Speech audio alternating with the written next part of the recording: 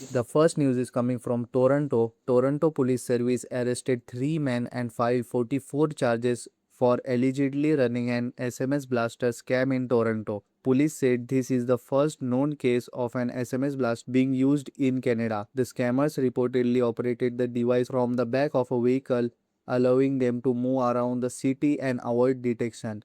An SMS blaster works by pretending to be a real cell tower and sending out a strong signal that nearby towers. Phones connected to the fake tower would receive scam messages with links to fake banking and login websites. The goal of these attacks was to steal sensitive information like usernames, password, and banking credentials. Police warned that these devices can also disrupt normal phone service and even interfere with 911 emergency calls, which makes them especially dangerous. Users can protect themselves by disabling 2G connectivity on their phone. On iPhone, enabling lockdown mode can completely block 2G connections. The second news is coming from Moonshot. Moonshot, the Chinese AI company behind the Kimi models, raised $2 billion in new funding. The company is now valued at $20 billion, up from $4.3 billion at the end of 2025.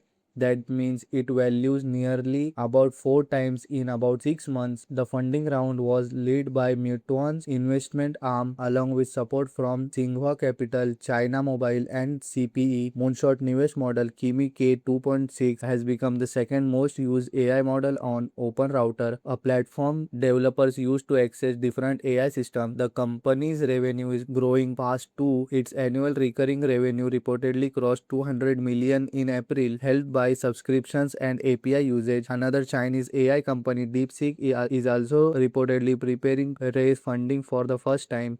DeepSeek's estimated valuation reportedly jumped from $20 billion to $45 billion within weeks, with Tencent and Alibaba said to be interested in investing. While the US still leads in top AI labs, China is rapidly growing its AI ecosystem, especially through open-weight AI models and large-scale distribution. The next news is coming from Elon Musk. The lawsuit between Elon Musk and OpenAI is now in trial, and OpenAI President Greg Brockman testified in court for 2 days.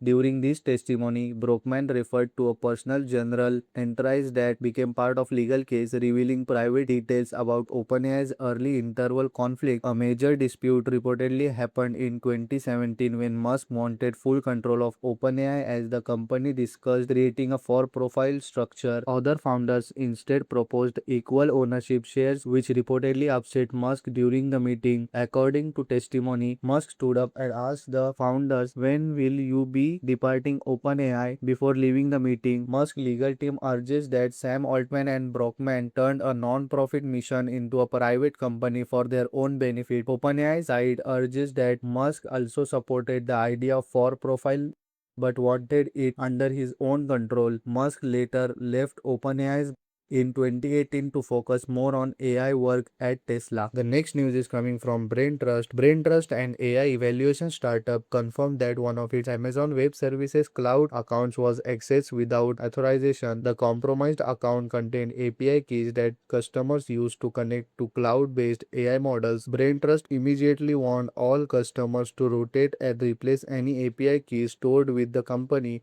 API keys are highly sensitive because attackers can use them to access systems while appearing to be legitimate users. This means hackers may not need to perform another break-in if they already have valid keys. Braintrust said it has already locked down affected, rotated internal secrets, and contained the incident. The exact cause of the breach is still being investigated. Braintrust is a fast-growing AI infrastructure company that raises $80 million earlier this year at $800 million valuation, making this breach especially important for AI developers and startups using its platform. The next news is coming from Apple. Apple agreed to pay $250 million to settle a class action lawsuit related to its Apple Intelligence Marketing. The lawsuit claimed Apple made customers believe advanced AI features, especially a much smarter Siri, would arrive sooner and perform better than they actually did. Plaintiffs argued that these promises influenced encouraged people to buy iPhone 15 and iPhone 16 devices. Apple did not admit wrongdoing but chose to settle the case financially. Under the proposed settlement, eligible US customers who bought an iPhone 15 or iPhone 16 between June 10, 2024